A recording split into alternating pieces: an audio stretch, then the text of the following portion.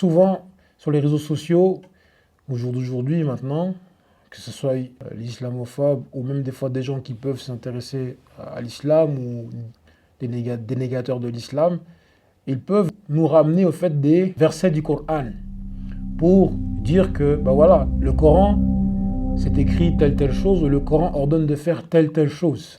Et nous, face à ça, eh bien, si nous n'avons pas les réponses, si nous ne connaissons pas comment appliquer, eh bien, on peut se retrouver bloqué. Ainsi, le premier conseil que je donnerais à tous mes frères et mes sœurs qui sont face à ce genre de situation où on entend des gens qui dénigrent l'islam ou qui discréditent l'islam, sachez que pour la grande majorité, toutes ces personnes ne recherchent pas à comprendre ou ne recherchent pas à établir un dialogue ou faire un débat constructif. La plupart de ces gens-là sont malhonnêtes intellectuellement. Qu'est-ce que ça veut dire malhonnête intellectuellement, les frères?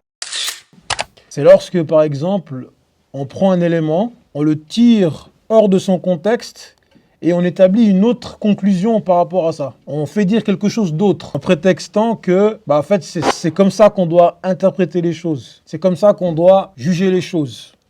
Le prophète sallallahu alayhi wa sallam nous a enseigné, si une personne vient à nous et se plaindre de son frère qui lui a enlevé un œil, d'accord, et qui montre son œil qu'il lui a enlevé, il a dit n'allez pas juger la personne qui a fait ça. Avant d'avoir fait quoi? Avant d'avoir jugé l'autre. Allez parler à l'autre. Pourquoi? Il se peut que lorsque on se retrouve face à l'autre et qu'on aille voir ce qui s'est passé pour entendre sa version, que la personne, elle dise en fait, lui, il m'a crevé les deux yeux. Et à ce moment-là, qui c'est qui a fait le plus de mal? Celui qui a crevé les deux yeux ou celui qui a crevé un seul œil? Donc voilà.